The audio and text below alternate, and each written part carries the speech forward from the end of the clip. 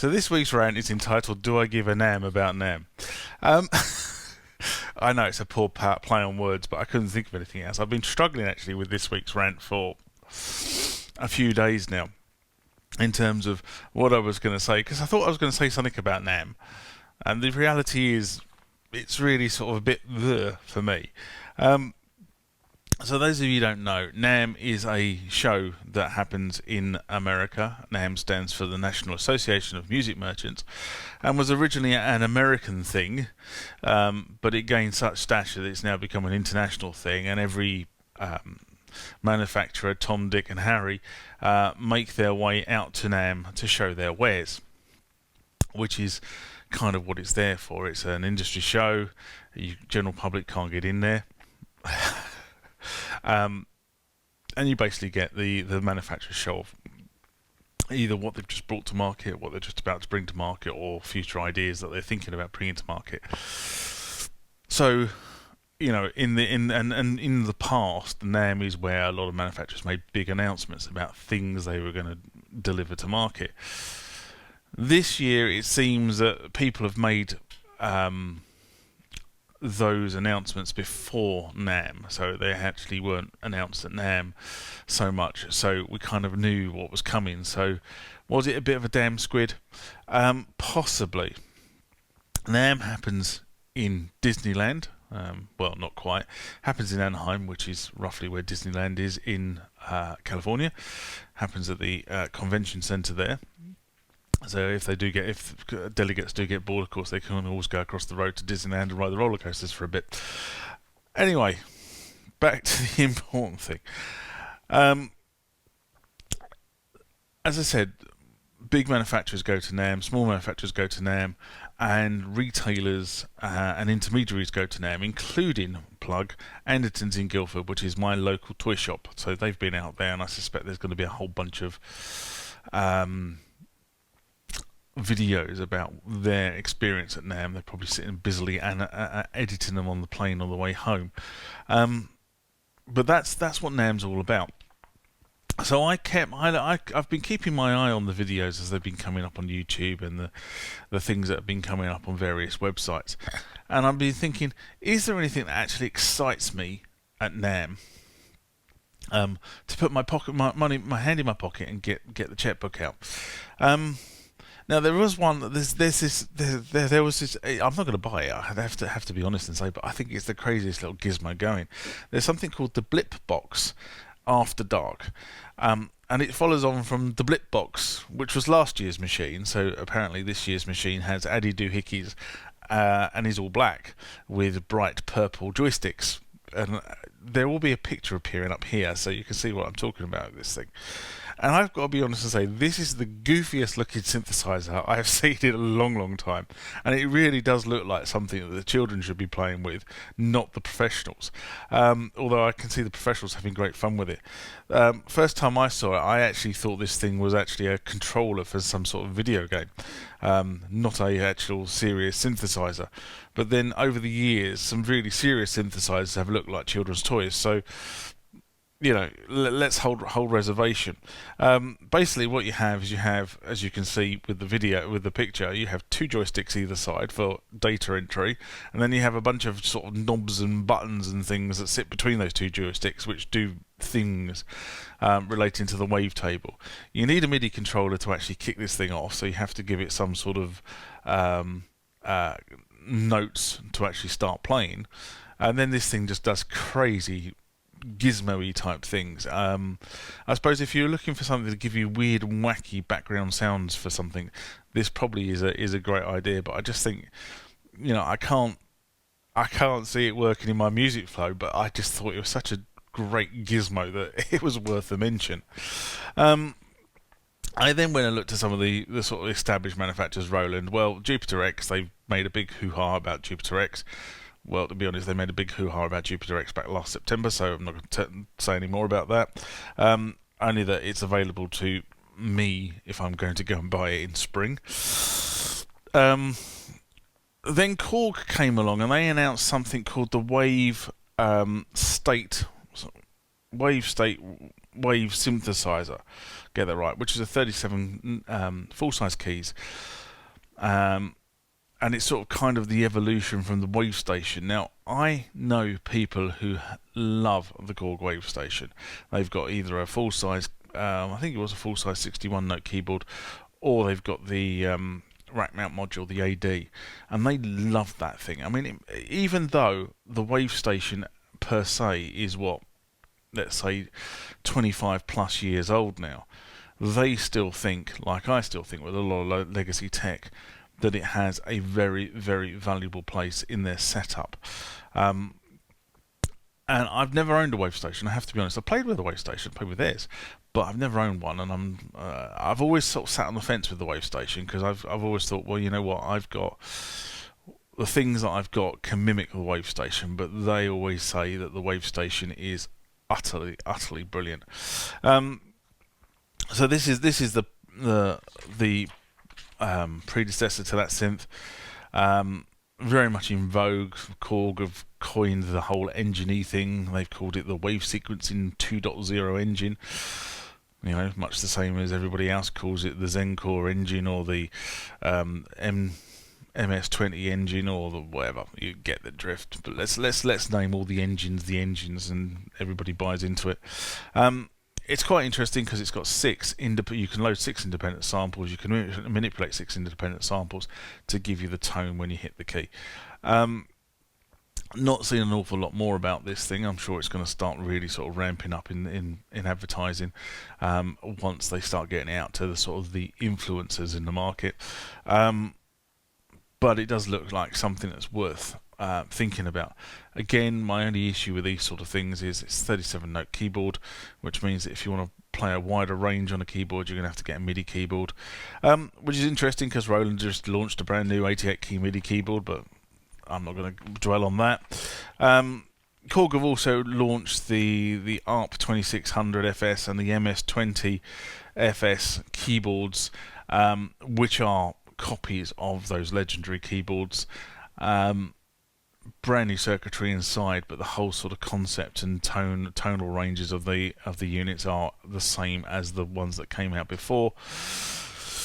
Now, I'm not really into this sort of whole Eurorack modular synthesis, being able to sort of like change where control voltages go in and patching across from one part of the synth to another part of the synth to get different notes.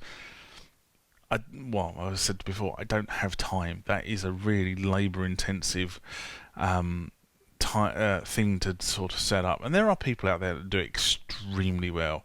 And I've seen quite a few of them recently on YouTube, and actually one in concert in Guildford, just literally playing with repatching between various modules to get different tones and different pieces of different sounds from the instrument. As I say, you need to spend a lot of time, and that's something I really haven't had, so I'm not into those. The MS-20 does look interesting though. I do like the MS-20. I'm not sure I would be brave enough to buy an ARP 2600, purely for two reasons. Number one, it is a big old unit, and I don't think I've got space for it. And number two, I think I will probably end up bashing my head against the wall because it didn't do what I wanted to do at the moment. So I'm not going to do those. But there's a little bit of interest, but not a lot on those. What did spark me was the Moog have now introduced something called the Subsequent 25. Subsequent because it replaces something else. I suspect that's why it is. Actually replaces the Sub Fatty in the Moog range. Traditional short keyboard, 2 octaves, 25 notes. I've always fancied a Moog synthesizer, which is why this one blipped up on my radar. But I've never been able to sort of kind of justify to myself to buy one, because I think while their sounds are big and fat, I've always found that I've always been able to do it with something else. And I had for a while, I had an Ovation bass station, which I did regret selling, and I kind of use the System 1 for that sort of bass area now. Now people are going to shout the video and say, yeah, but the System 1's not a Moog, and it's not a Moog, but it does what I kind of want it to do at the moment. So in terms of do I need a Moog, probably not, but I think the Subsequent 25 bears a little bit more looking at, and I will probably try and get down and have a play with that. Again, another one that sort of blipped my eye was the sequential circuits, releasing the sequential Pro 3. They've stated it's an evolution of the Pro 1. But I have to be honest and say I really like the Behringer Pro 1 clone that they've made. And I'm not sure that the additional amount of money to buy a sequential Pro 3, yes it is a sequential Pro 3, is justified given what the Behringer clone gives you in terms of that sort of whole Pro 1 area. So I quite like the Behringer one. I'm not sure I'm going to invest in the Pro 3. Then we move on. Nord, I've never been, as I said before, I've always kind of struggled with the whole Nord interface. Probably because I'm so used to a Kronos, the Korg style of working. But I did actually like the look of the sort of the Nord Wave 2. I like the sound of the Nord Wave 2. The demos I've seen of it. It has definitely got some very, very fat sounds to it, and you also get with Nord now you get the entire sound library for free. You buy one of their synthesizers, you get it for free. You download it onto their loading program, which sits on your computer, and bang, it's on the keyboard in a patch, ready to rock and roll. That I find extremely well thought through in terms of actually sound production, being able to sort of move things from one place to another very, very quickly. Again, ships spring 2020, so it's going to be a while before I get down there and actually sort of have a play with this thing to see if it's actually something I would like or something I'm just going to pass on. I find I say this quite a lot when I sort of look at these things. I think, wow, great, really like that, and I think, how am I going to use it? Has it fit into my workflow? Is it something I'm missing from my rig? And it has to sort of kind of justify all those plus points before I actually get my hand in my pocket and say, right, I'm going to go and buy that. One of the things I'm really interested in, I've always sort of thought was, there are places in the home counties in London, in the UK, where you can rent these things. But the problem you have, especially with newer synthesizers, is they get one, and then that is permanently out on rent from the moment they get it till 2 years down the line or 3 years down the line, because artists just rent these things. I mean, if you're a travelling artist, quite often you'll travel with the USB stick in your Mac. You'll arrive somewhere, plug the USB stick in, upload your patches, and away you go. And then at the end of the night, you take the USB stick out and off to the next. So you're just renting the equipment rather than trundling around the world with the equipment. But this stuff tends to get rented, and it tends to get rented at premium rates. So it's a bit of a pain, but it would be nice for there just to be somewhere where you could do that for short term, just so you could actually do this sort of thing. I'm not a big enough channel to warrant the likes of Korg and Roland actually bothering with me to give me units to assess. But then again, having said that, I am a grassroots musician. I am not making records and selling records out into the industry. Well, as much as I like to be, but I'm not. I'm just a grassroots musician, and someone like me, it's all about what you can do in, I suppose, your bedroom, for want of a better word, and how will this new whizzy fandangled thing work with that environment, rather than the pro musician who's going to go and buy it, use it for 2 years, and stick it in a cupboard, and that's the last you'll ever see of it. Now, Behringer. I was expecting an announcement on something like an RD9 at NAMM. And what I found was that they didn't announce an RD9, they announced an RD6, which is probably logical given the fact that they sort of reimagined the TB303 a little while back. So they've reimagined that and produced a unit that is very similar to the original Roland unit, and now they've come along and they've reimagined the 606, the TR606, which was the drum machine that accompanied the TB303, if memory serves me right. So now they've sort of created the twin. That did surprise me, but I think it's probably worth a look. Now I do have a 606 clone in the form of the TR8 that I bought. That actually has a 606 pattern set and sound library on it, which is all well and good, but it's not a 606 in a sort of truer sense of the word. Now, I did before Christmas, and I picked it up after Christmas, as I said, and you saw it in last week's rant, was the RD8. And I've been slowly playing with the RD8, and I am mightily impressed with it, I have to be honest. But that's where we are. So the RD6 coming along, that sort of kind of thinks that might be worthwhile, and it's not going to be in the thousands of dollars. It's going to be in the hundreds of dollars. In specifically, I think it's going to be sort of in the sort of $200 to $300. So is it a worthwhile investment? Possibly, very possibly, actually.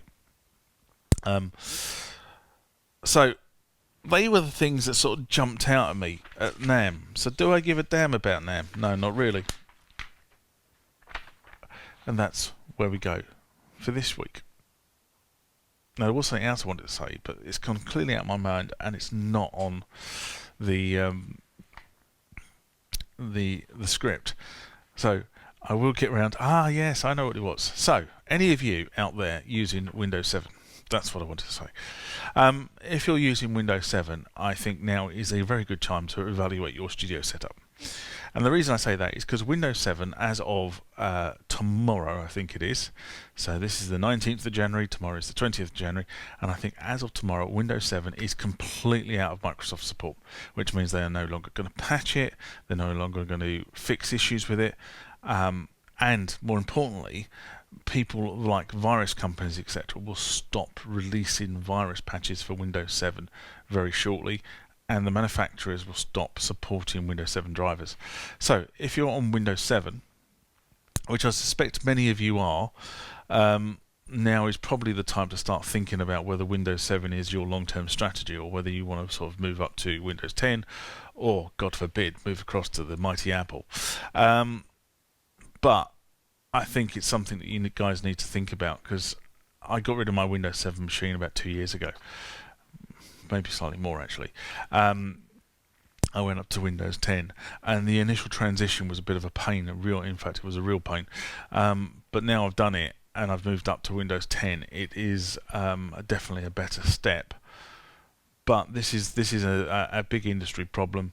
You know, technology keeps marching on, and you've got to somehow keep supporting the legacy stuff as the operating systems move on. So, you know, again, a plea to the manufacturers.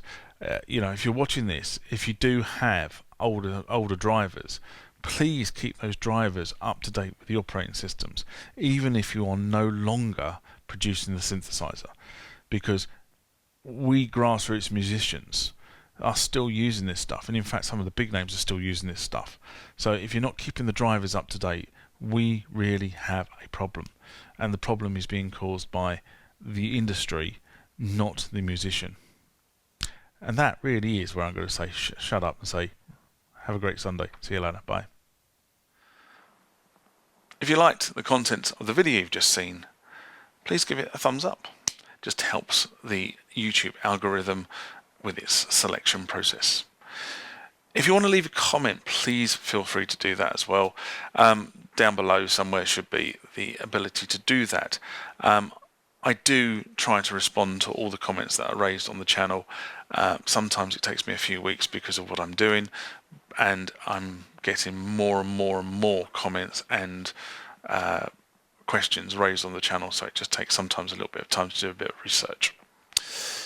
If you want to be notified when I put more rants, mailbergs, and videos about this sort of legacy tech and even modern tech on the channel, hit the subscribe button, hit that bell icon, and you'll be notified by YouTube when stuff happens. I try to publish at least 2 times a week, sometimes more, sometimes less. Until next time, bye-bye.